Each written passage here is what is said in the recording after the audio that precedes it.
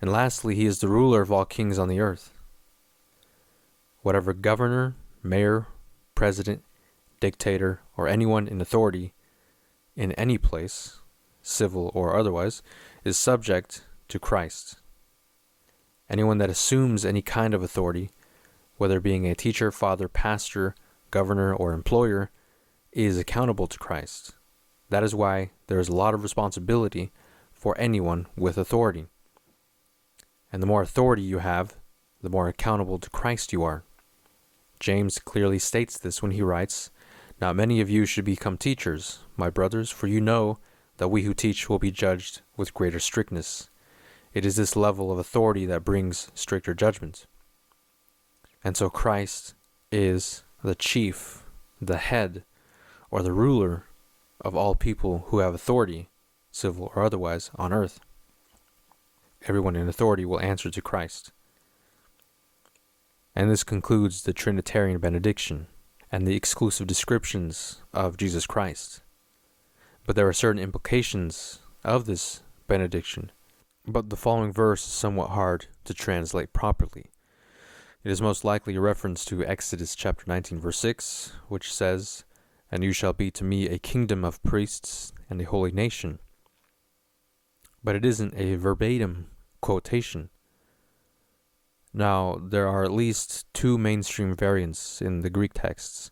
One reads kings and priests, and the other reads kingdom, priests.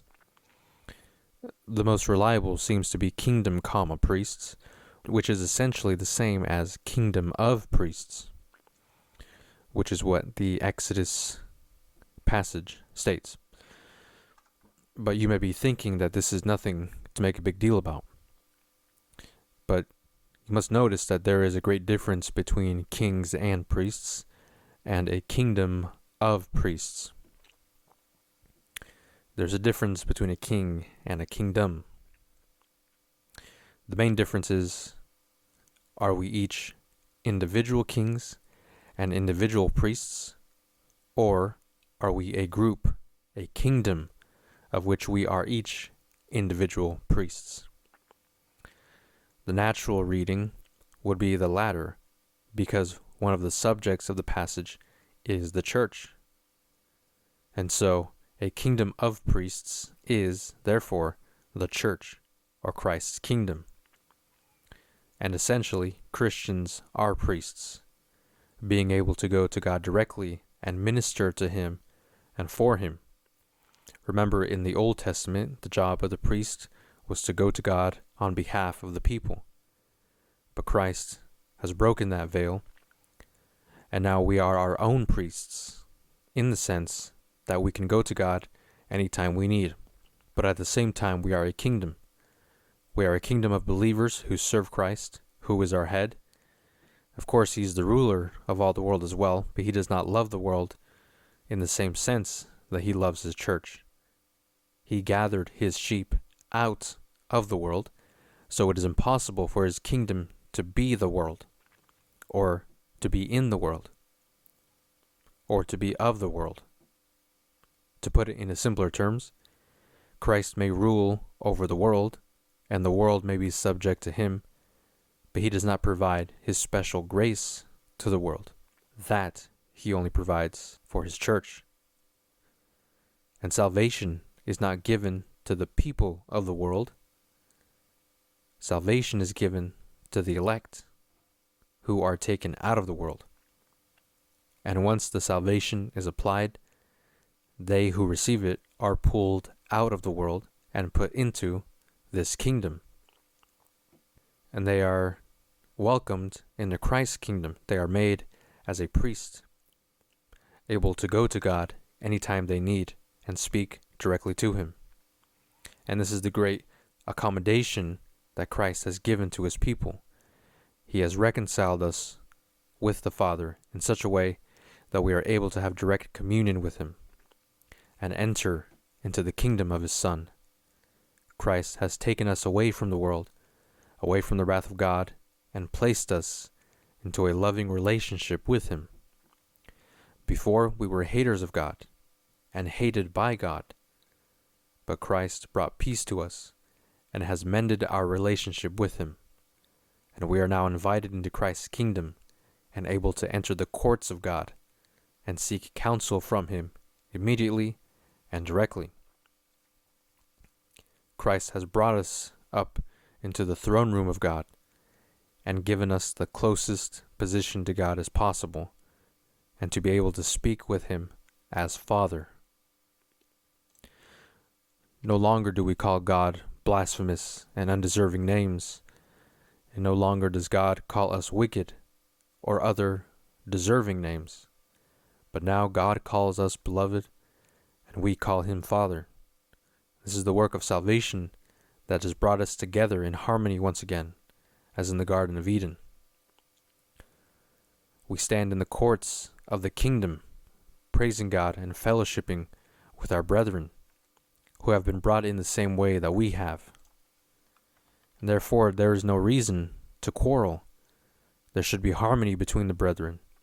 We have been brought out of the world, and should have no quarrel with each other, for we are in the same position. But there are those who are outside the kingdom, who can only peer in.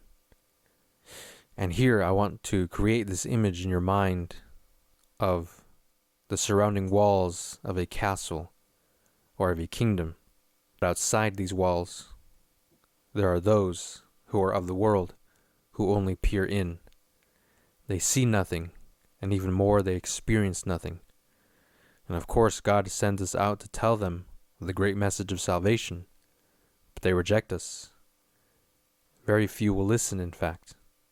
Most of them will throw insults and hate us with that hate that we once had for God. But they are merely throwing pebbles at the mighty concrete walls of God's kingdom. When they damage or insult us, it is as if they are throwing pebbles at the great walls of God's kingdom. Those who are outside, they do no damage nor destroy any part of Christ's kingdom. For you are set on the sure and stable, solid foundation of Christ.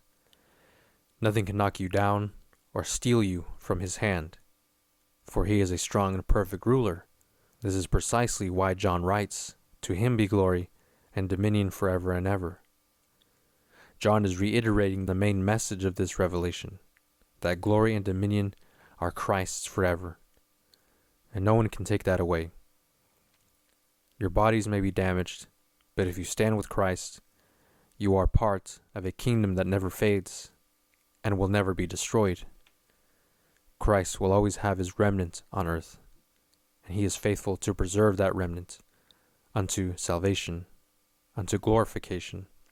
But if you stand against Christ, you are merely throwing rocks at the immense walls of his kingdom. And even worse, if you falsely think you stand with Christ, it is as if you are standing outside the gates of his kingdom, claiming to be on the inside of the walls. Only people who have a loose grasp of reality claim to be somewhere where they are not. And you are standing in the cold outside, never allowed to experience the warmth of Christ and the warmth of the brethren within the walls of the kingdom. And you will end your days starving, lying on the cold ground, hearing the feasts going on within the walls of Christ's kingdom. And until that day when God decides to revive you from your cursed state, you will die unredeemed and outside of Christ's kingdom.